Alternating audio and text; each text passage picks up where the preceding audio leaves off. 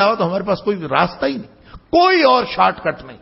کوئی کہتا رہے کہ میں کروا دوں گا، کوئی دعوے کرتا رہے، کوئی وعدے کرتا رہے. اللہ کا قرآن کہتا ہے کہ وہ سارے وعدے جھوٹے ہیں، وہ سارے دعوے جھوٹے ہیں. یہ بات میں نے ایک دفعہ پہلے بھی آپ کو بتائی تھی کہ حرم کے اندر، حرم مکی کے اندر، اللہ کو سامنے بیت اللہ اور بیت اللہ کے احاطے میں وہ جو جگہ ہے نا جہاں پہ نفل پڑھتے ہیں مقام ابراہیم کے سامنے طواف کرنے کے بعد، اس جگہ پہ میں نفل پڑھ کے سلام پھیرا تو میرے ساتھ کوئی حضرت بیٹھے ہوئے اور ان کے کوئی مرید بیٹھے ہوئے، ان کی گفتگو کا سلسلہ جاری. مرید جو ہیں انہوں نے یوں سر نیچے کیا ہوا ہے اور پیر صاحب کے جو ہیں گھٹنے دبا رہے اور پیر صاحب سے فرمائشیں کر رہے کہ فلاں بھی دیوا دیو.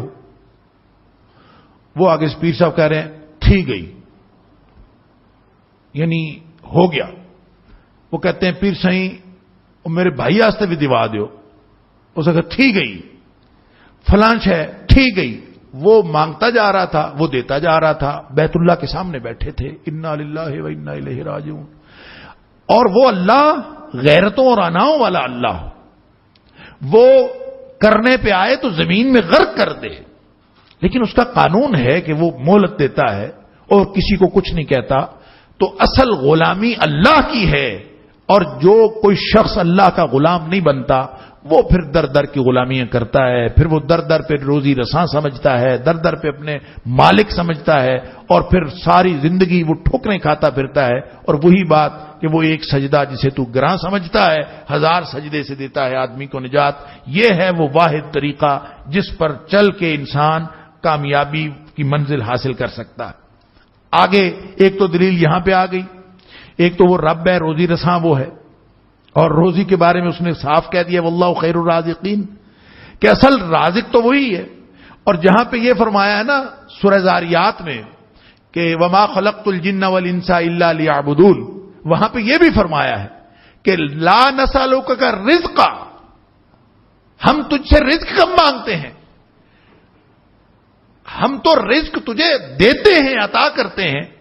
اور ان اللہ هو الرزاق ذو القوة المتین، وہ طاقتیں ساری اس کی، منصوبہ بندی ساری اس کی، اور بڑی مضبوط منصوبہ بندی ہے.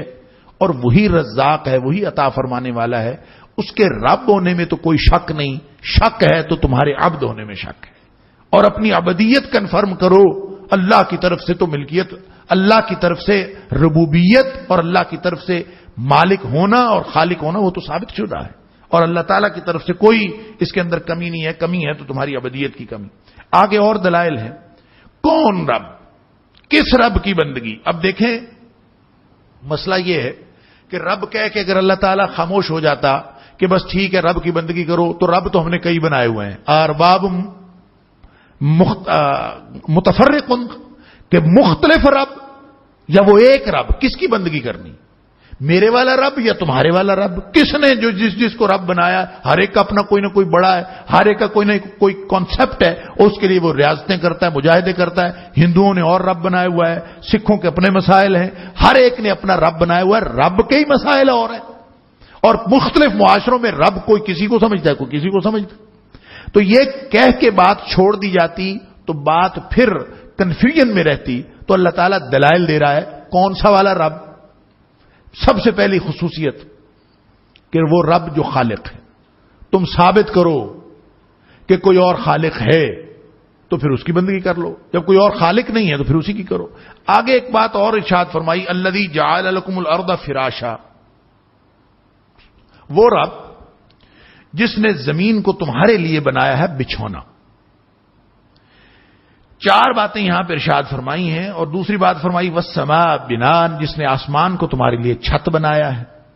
وانزل من السماء ماء، اور آسمان سے تمہارے لیے پانی بھی نازل فرمایا ہے. فاخرج به، اور نکالا ہے اس میں سے من الثمرات، پھلوں میں سے رزقا لکم، تمہارے لیے رزق.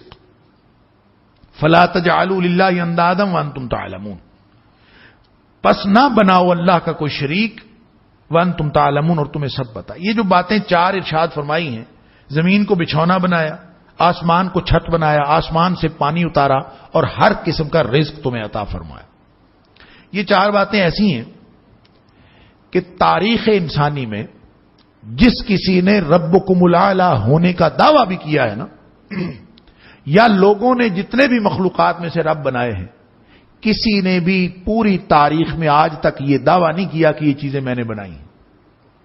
ہر دعویٰ موجود ہے، لیکن کوئی ایسا دعوے دار تاریخ میں آپ کو یہ نہیں ملے گا وہ کہے کہ آسمان میں نے بنایا ہے، وہ کہے زمین میں نے بنائی ہے، یہ دعویٰ کرتا ہی نہیں۔ باقی اس کے پاس جو اختیار ہوتا ہے، جو تھوڑا بہت اختیار ہوتا ہے، جیسے نمرود کے ساتھ ابراہیم علیہ السلام کا مناظرہ ہوا تو ابراہیم علیہ السلام نے کہا کہ ان ربی یحیی و یمیت، میرا رب تو وہ ہے جو زندہ کرتا اور مارتا ہے۔ اس نے کہا انا احیی و امیت، میں بھی زندہ کرتا اور مارتا ہوں، اس میں کون سی بات ہے؟ حالانکہ اس کی بالکل غلط انٹرپریٹیشن تھی اور اس کی تک بندی وہ اصل سوال کے مطابق تھی ہی نہیں کہ اس نے دو بندوں کو پکڑا، ایک کو چھوڑ دیا ایک کو مار دیا، اس نے کہا میں زندہ کرتا اور مارتا ہوں، یہ تو مطلب تھا ہی نہیں۔ لیکن حضرت ابراہیم علیہ السلام نے اس کے ساتھ اس پر بحث نہیں کی، اس لیے کہ مشرک کی اور کافر کی مت ماری ہوتی ہے، اس کے ساتھ آپ بحث کریں گے تو بحث میں الجھتا اور الجھاتا چلا جائے گا، کبھی نقطے پر نہیں آئے گا۔ لہذا ابراہیم علیہ السلام نے وہ سوال ہی چھوڑ، سوال بدل لیا، فرمایا یہ بتاؤ کہ میرا رب تو سورج نکالتا ہے مشرق سے، تو مغرب سے نکال کے دکھا دے، ابھی پتہ چل جائے گا۔ تو بس اتنی سی بات ہوئی تو اس کو اپنی بادشاہت کا اور راجدھانی کا طول عرض اسی وقت معلوم ہو گیا کہ میں کتنے پانی میں ہوں، اسی وقت 14 طبق روشن ہو گئے۔ فبہت الذی کفر، ہکا بکا رہ گیا کہ میں اب کیا کروں۔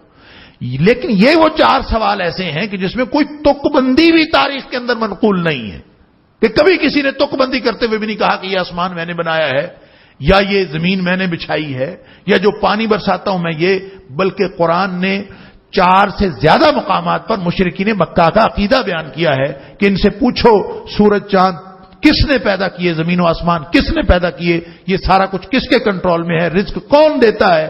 لَيَقُولُنَّ اللَّهُ، ان کا جواب ہوگا کہ اللہ ہی کرتا ہے۔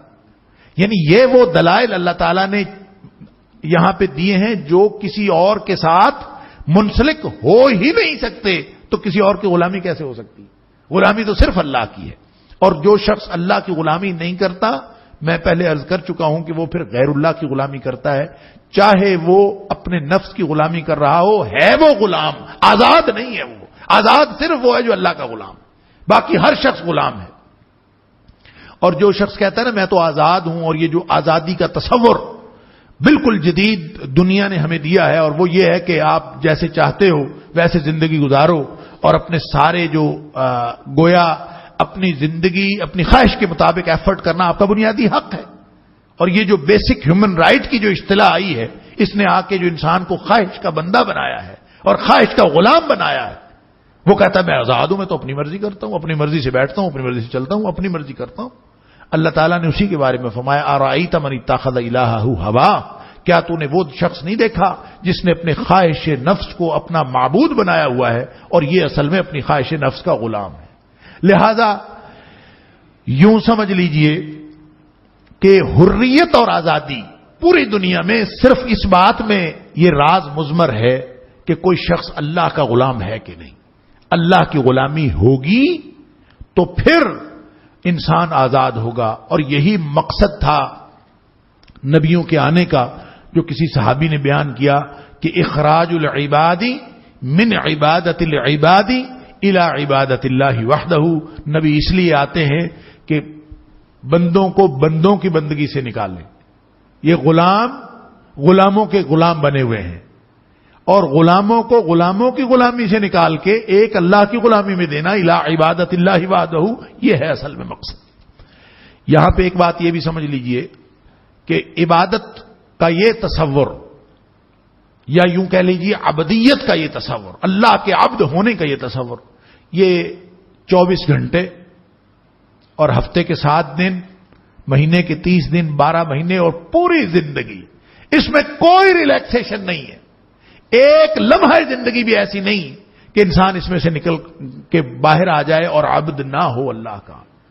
رہ گیا اس کا وہ حصہ عبدیت کا جو عبادت کہلاتا ہے شریعت اسلامیہ کی زبان میں، جس کو شریعت نے عبادات کہا ہے وہ عبادات نماز، روزہ، زکوٰۃ، حج، یہ جو ارکان ہیں، اور اس کے علاوہ خدمت خلق ہے، حقوق العباد ہیں، یہ سارا کچھ عبادت ہے، لیکن یہ عبدیت کا حصہ ہے، اللہ کی